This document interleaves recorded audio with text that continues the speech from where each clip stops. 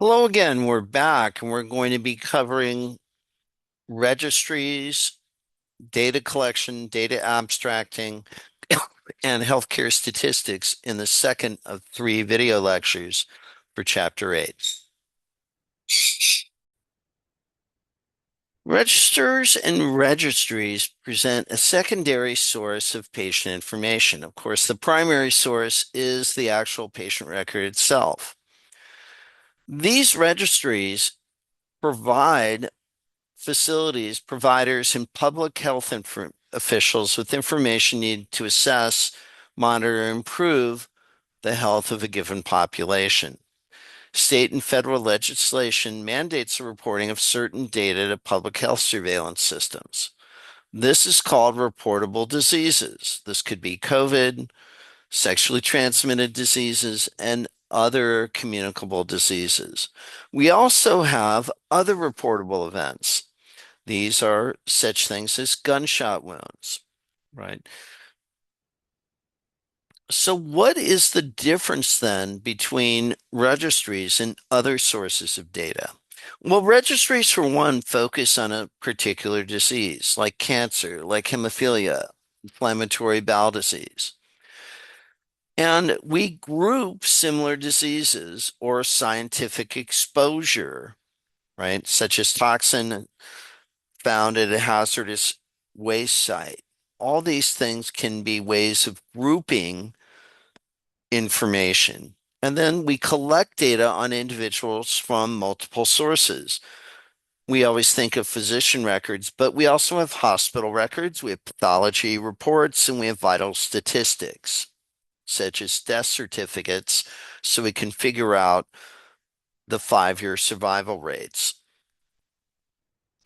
We do active ascertaining of cases by reviewing sources for referrals. This could be hospital discharge records for evidence of birth defects.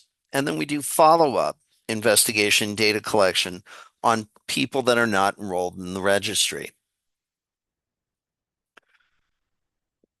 Table 8.1 covers some of the different registers and registries.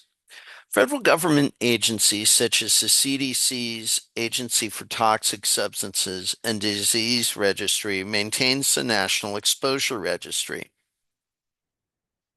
Individual or groups of hospitals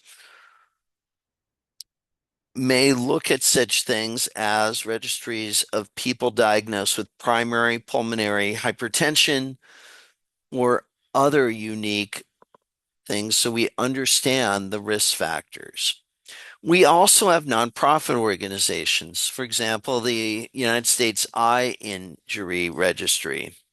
We have private groups that track registry information. These could be transplant registries, registries that look at certain therapeutic medications during pregnancy, and others. We also have state government agencies. The Oregon Health Authority collects registries on cancer. We also collect data on people that are diagnosed with sexually transmitted diseases. And finally, universities. Universities do surveillance, epidemiology, and end results, or as they say, the SEER, and the cancer registries, which are partially supported by federal government funding. A term that you'll see frequently in health information is case abstracting, and it's basically the process of pulling certain data points out of an electronic or health record. And this could either be manual or automated, right? Now, with AI and natural language processing and other things, it's relatively easy to get the software to query for certain terms. Before the case abstracting process starts, we need to have a method for collecting and reporting individual data elements. We need to figure out exactly what we're going to be collecting. And when we figured out what we're going to be collecting, this is called the data set. And again, we've talked about data dictionaries in other classes, but a data dictionary is kind of a roadmap to how you manage your data. And it has data element definitions and character length. So, in other words, how are we going to spell out dates? Will we have leading zeros? All those different things. Those are the types of things that go into a data dictionary. And you can see an example of that in Table 8-2. The data set itself, as illustrated in Table 8-3, is used for collecting and reporting purposes. And this depends on the patient type. Now, again, we mentioned that we have automated case abstracting, and these systems allow people to calculate the reimbursement based on a diagnostic related group, create and maintain patient abstracts, generate case abstracts statistics, or otherwise known as error reports, generate reports for case mix analysis, generate specific ad hoc reports based on a user's needs, and then review patient charges concurrently while the patient's being treated. And then also, some of these systems will even go as far as to submit any manual reporting to a state or federal agency through secure file transfer.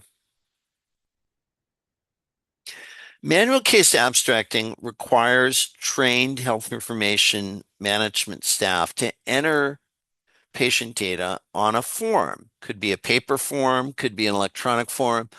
It's the same type of process. Somebody has to review it, the electronic or paper record, and then enter the information. There's some data sets that are associated with healthcare. Here's an example of just two of them. The Medical Information Bureau. It's a clearinghouse of medical and avocation information about people who apply for insurance. So an insurance underwriter has an applicant with a condition considered significant to their risk, such as high blood pressure. This is reported to the MIB. The MIB does not review and receive the applicant's entire medical record. The only thing that they get is information that serves as an alert to the underwriter to review the background of an applicant more closely. We also have the National Practitioner Data Bank, and this was created by the Healthcare Quality and Improvement Act of 1986. And basically, this contains information about practitioners who have adverse reactions on their license or have been denied clinical privileges at a hospital. And the idea is to restrict the ability of incompetent or dishonest healthcare practitioners to move from one state to another without disclosure and discovery of previous malpractice, payment, and adverse action history. So all this stuff is in a database. Hospitals are mandated to report this. And again, this is one of the things that we have that our medical staff credentialing departments use. Health data collection is performed by the facilities for not only patient care needs, but administrative needs and reports statistics to both state and federal government agencies. Health information managers are responsible for all the collecting, reporting, and retrieving of descriptive healthcare statistics that are used by the facilities to describe the type and numbers of patients that they treat. When we use the term descriptive statistics, we're talking about the type of data that we can use with charts, graphs, tables, right? They're using numbers to describe the facility, right? And again, this data gets reported to state and federal agencies and covers such things as illnesses, activities, births, deaths, all these other things. A couple ways when we talk about data.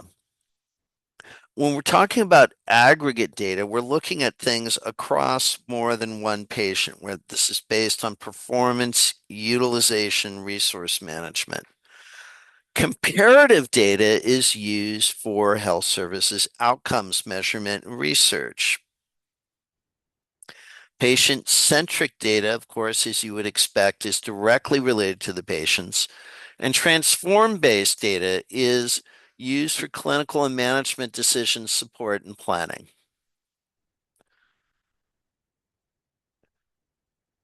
And again, you'll learn more about these different types of charts in healthcare statistics in HIM 125, but here's the Reader's Digest version.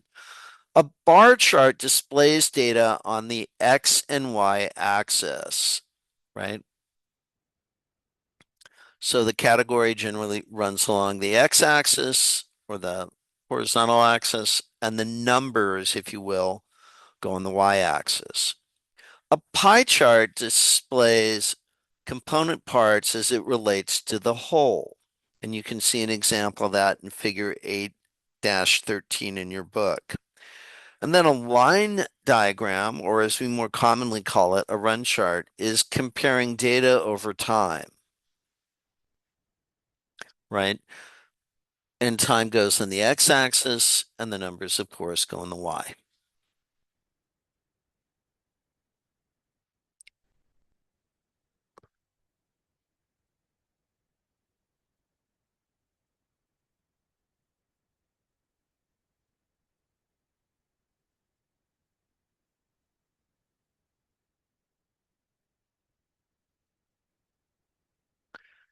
And that's all I have for you.